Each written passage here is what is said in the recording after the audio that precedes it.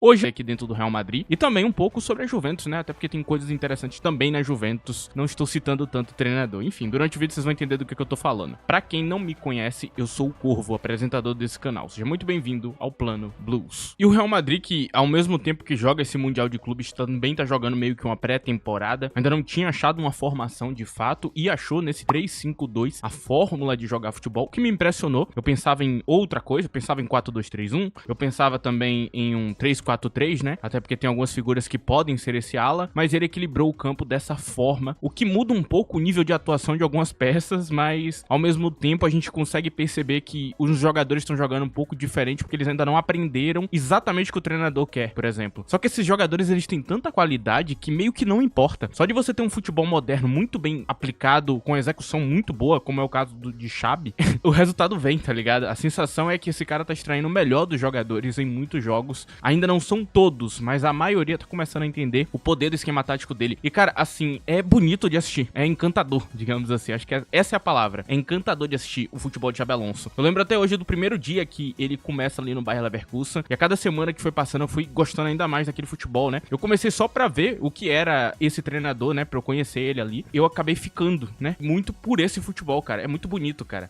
Dá vontade de torcer pro time, né? Eu que normalmente não torço muito pro Real Madrid, né? Normalmente quando tem Real Madrid eu sou qualquer um versus Real Madrid. Cada rodada, inclusive, quando o Carlo Ancelotti foi campeão, eu era muito daquela vibe de a cada time que ia passando eu ia desejando que o time ganhasse, ele ia perdendo, aí eles eram campeões, eu ficava, cara, não dá, mano, é o Real Madrid, mano. É muito engraçado porque eu senti vontade que o Real Madrid ganhasse nesse jogo, porque esse futebol, ele é muito bonito, cara. É um negócio, assim, mágico. Assim, pode ser que ele não consiga os títulos, mas a entrega do futebol bonito, ele já tá dando conta. Assim, não tem o que falar, cara. E o bom uso dos jogadores também é impressionante, cara. Tchouaméni tava jogando de zagueiro central e ele não parecia ser um problema, como foi com outro treinador que tem uma exigência muito maior em algumas partes específicas do campo que Tchouaméni não cumpre. Mas ao mesmo tempo, o mesmo Tchouaméni consegue ser perfeito nas mãos de Xabi Alonso, cara. É incrível como é o futebol, né? Uma coisa que não serve pra um treinador, pra outro é perfeito. E aqui a gente bate muito no que é a Juventus hoje. O 3-4-2-1, cara. Que maneira horrorosa de você executar estes jogadores, cara. A formação, a ideia tática de Igor Tudor, que é o treinador atual da Juventus, é interessante. Eu gosto dela. Eu amo o jeito que ele alargou o lateral. Lá ele,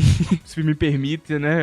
Essa fala ficou meio esquisita. Mas esse modo dele de fazer o lateral ganhar o corredor com muita facilidade e criar essa linha de passe gratuita é muito legal. Só que ao mesmo tempo, ela ferra com ponta, né? Que tá por dentro jogando quase como um CM. Não era pra ser um CM. E aí você vê a grande qualidade de Kenan Yildiz. Ele brilha nesse cenário ali. Então acaba que a Juventus acaba tendo boa parte das jogadas ofensivas nos pés dele. Ele criando, ele fazendo acontecer, ele o jogo inteiro. É um grande problema, né? Porque você não só limita essa peça, como você obriga tudo a rodar nos pés dessa mesma peça. Então ele acaba piorando o funcionamento do time como um todo, acaba prejudicando o que é a Juventus, cara. É a sensação que eu tenho. A formação ela é legal. O problema é o desencaixe com os jogadores. A sensação que eu tenho dessa Juventus com esse treinador é um desencaixe muito grande. Uma ideia que talvez fosse mais interessante em outro time, em outra liga, com outro tipo de jogador que aproveitaria melhor esse tipo de cenário. Talvez esse treinador fosse perfeito pra assumir o Bayer Leverkusen, o time antigo de Xabi Alonso, ok? Talvez ele fosse perfeito, porque essa ideia poderia ser uma ideia interessante pra o que tem ali naquele elenco, mas pra Juventus é uma grande limitação. E é por isso que você que assistiu o jogo sentiu que a Juventus estava tão mal, cara, porque o esquema tático tava ferrando com todo mundo, cara. Francisco Conceição é um ponta, ele não é um 10, ele não é um CM, ele não é um meia, ele não é um meia atacante, ele é um ponta, ele é puramente um ponta. E ele é um ponta direita, só um ponta direita mesmo, cara. Assim como muitos jogadores, mas ele domina a ponta, ele é muito bom naquela posição, ele sabe fazer praticamente tudo, ele tem várias armas pra fazer a bola chegar no centroavante, pra criar jogadas, pra fazer um gol. Então você usar ele ali por dentro é muito ruim, cara. Então aquelas movimentações que eu vi da Juventus ali, se locomovendo ali pro meio de campo, aqueles dois pontas que estão virando quase dois CMs, é terrível, é um péssimo uso, cara. E aí você deixa com que Yildiz meio que vire um 10, porque ele tem essa característica, né? Ele é bem mais um 10 do que seria Conceição, e aí ele consegue brilhar, mas ao mesmo tempo limita as outras habilidades dele, porque ele tá o tempo inteiro cumprindo aquela função tática de tá descendo. Então a gente vê um treinador extraindo o melhor das suas peças pra fazer um futebol lindo em campo, e do outro lado, o contrário, um futebol meio chato, que só ficou de pé por causa da atuação de Michele de Gregório, cara. Eu acho que ele mudou completamente o que era essa partida, cara. Ele mudou esse jogo. Esse goleiro, ele fez algo improvável acontecer. Foi cada defesa surreal, bizarra, que é incrível.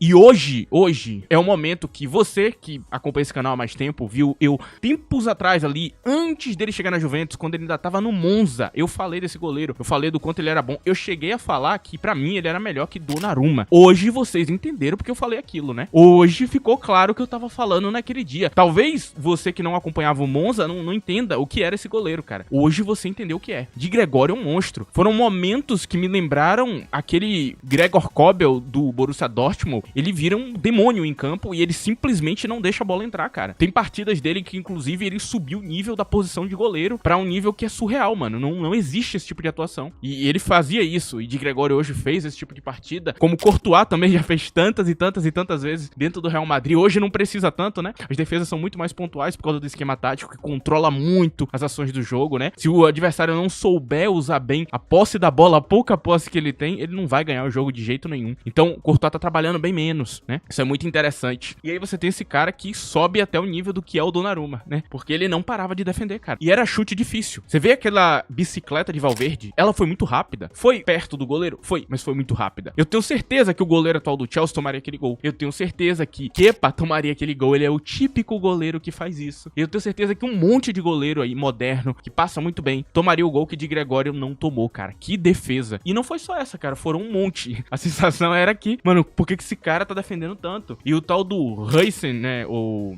Hausen, né? Estão chamando ele de Hausen. Eu não sei qual a pronúncia certa agora. Eu tô confuso. É Hausen, é Heusen? Não sei. Mas esse zagueiro, cara, que hoje teve alguns tons de Nico Schlotterbeck em algumas partes da sua atuação, ele é um zagueiro que deu um chute de fora da área perfeito. E, cara, com a maioria dos goleiros aquilo ali seria gol. Mas ele tava atento, ele tava dentro do lance, ele tava quase que prevendo o futuro e ele parou aquela bola. Incrível, incrível. Assim, em tons de Peter Cech. Eu tenho que falar, mano, porque, cara, que atuação bizarra, mano. Que atuação bizarra. Então tivemos meio que um bombardeio do Real Madrid, cara. Esse 1-0 é um placar extremamente enganoso. Ele é muito enganoso. Tem jogos que o placar é enganoso. Esse aqui é brutalmente enganoso, velho. Porque o Real Madrid foi melhor o jogo inteiro. No primeiro tempo, houve um equilíbrio, né? Primeiro tempo foi mais equilibrado. Tem aquele lance, por exemplo, de Colomboani, que ele sai na cara do gol e ele tenta encobrir o goleiro e é um lance lance feio, né? Ele não consegue fazer aquele gol. E acabou por aí. Essa foi a grande chance da Juventus o jogo inteiro. O resto foi Yildiz tentando fazer o impossível. E aí quando tu olha pras estatísticas, que aí a coisa não mente, diferente de um jogo que foi pra prorrogação, que aí você não pode muito olhar pras estatísticas, porque prorrogação é maluquice, não dá pra tentar prever o que aconteceu no jogo quando vai pra prorrogação. Diferente de uma prorrogação, no tempo regular, isso aqui foi um domínio total. São 57% de posse de bola, 5 grandes chances, 21 finalizações a 6. O Real Madrid só teve 2 defesas do goleiro, cara. Cara, que domínio, que amasso. E eu não tenho dúvida que se fosse Thiago Motta do outro lado, o futebol da Juventus seria melhor. Eu não tenho dúvidas que isso aqui seria bem mais equilibrado. Só que ao mesmo tempo, o mesmo Thiago Motta empatava com o Monza. Essa é a parte ruim do Thiago Motta. O que dá um sinal que ele é um grande treinador, só ainda não estava pronto. Talvez faltou paciência. Eu acho que talvez seja o caso, né? O Igor Tudor deu resultado inicialmente, realmente, muita gente pode dizer isso. A Champions, eles conseguiram a vaga e tudo mais. De que adianta conseguir a vaga se você não vai competir na próxima Champions? Com esse futebol não vai. É complicado, mano. Eu acho que se você vai demitir um treinador que é promissor, você tem que trazer alguém melhor. E tem opções no mercado que são melhores que ele. Até Mourinho, com todos os 1000 questionamentos que vocês queiram fazer sobre o nível atual dele, ele faria um trabalho melhor na Juventus, com toda a sinceridade. Esse jogo teria sido muito diferente, cara. Realmente, eu queria muito ver Mourinho treinando um elenco desse nível aqui, com esse tipo de jogador, com esse nível que eu vi hoje, cara. Porque talento aqui a gente tinha na Juventus, cara. Faltou o futebol certo, né? Eu diria que se você vai trazer um treinador tipo esse, você tem que trazer pelo menos alguém que encaixe com a identidade do clube e que não subutilize suas peças, né? Que é o que eu tô vendo hoje. A Juventus jogou um futebol feio. Eu diria que é um futebol feio. E tem alguns desusos de jogadores aqui que eu não entendi. Por exemplo, o Gatti no banco de reserva. Por quê? Não entendi, cara. Assim, não tem como eu descrever o que foi as últimas temporadas de Gatti e também de Bremer, né? Talvez Bremer pela condição física, não sei. Mas tem outras peças aqui que ele não tá utilizando, como o Douglas Luiz, que, tudo bem, ele não tava como no Aston Villa e tudo mais, mas é uma peça interessante também. Ele tem futebol pra poder jogar nesse time também, e eu não entendo a substituição que ele fez, por exemplo, de Yildiz ali em um determinado momento pra colocar Koop Miners. Por que ele fez aquilo? aquilo? Qual é que era o objetivo? Matar o jogo? Destruir de vez com o jogo? Era esse o objetivo? Você tem um jogador que tá funcionando, você vai lá e tira ele de campo? Que leitura é essa, meu amigo? Você tá maluco? E não foi só eu, não. A galera da transmissão da Cazé TV também ficou do mesmo jeito. Eu em casa falei, cara, não, esse cara tá enlouquecendo, mano. Não é possível. Que futebol foi esse, cara? Você tem sorte que o Real Madrid tá vivendo uma pré-temporada. Porque se fosse o Real Madrid no 100%, eu acho que o negócio teria ficado bem feio pro lado dele, cara. Que futebolzinho fraco da Juventus, cara. Que escolhinha de treinador miserável. E eu espero que a Juventus volte atrás e traga um treinador maior. E dessa vez, cara, por favor, traga um treinador bom. Se possível, traga até Zidane, cara. Tenta convencer ele a ir pra lá e investe o máximo que conseguir. Tenta ser um time grande de novo. Porque a Juventus, cara, tem me irritado com isso. Porque ela sempre foi um time super interessante na Itália, cara. Assim, tipo, era o domínio da Itália um tempo atrás e hoje em dia tá esquisito, cara. Assim, não me parece aquela Juventus, cara, que eu vi sempre com futebol bonito. Cadê? Cadê, cara? Desde que Allegri tinha assumido um tempo atrás, ele sumiu. É um pequeno desabafo no meio da análise, mas eu precisava fazer, cara, sinceramente. Eu tô esperando muito desse time e ele tem entregado muito pouco. E o jogo se resumiu nisso aí, cara. O Real Madrid bate, a Juventus apanha e tenta contra-atacar e não consegue. E virou isso aí. No primeiro tempo teve um equilíbrio maior, como eu disse, o Real Madrid não tava tão bem. No segundo tempo foi um amasso absurdo. Um completo atropelo, né? Que em determinado momento vem com aquele gol de cabeça de Gonzalo Garcia, que tava tentando e tentando. Eu vi muita gente reclamando da atuação dele, falando que ele tava apagado. Sim, ele estava apagado. Porque Gonzalo Garcia tava cumprindo um papel muito interessante. Então Gonzalo tava cumprindo aquele papel que ele precisa se movimentar. E basicamente Vini tava descendo pro meio de campo. Então era uma movimentação contrária. Enquanto o